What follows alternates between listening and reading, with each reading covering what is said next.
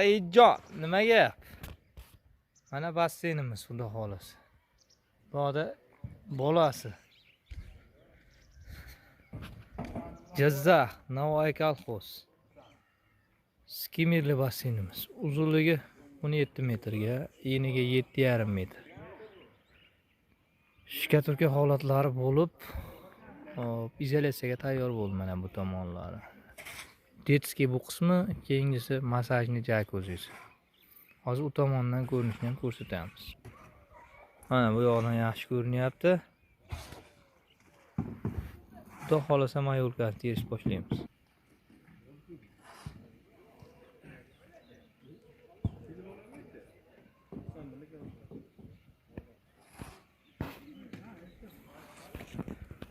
...15 metrga 4 metr.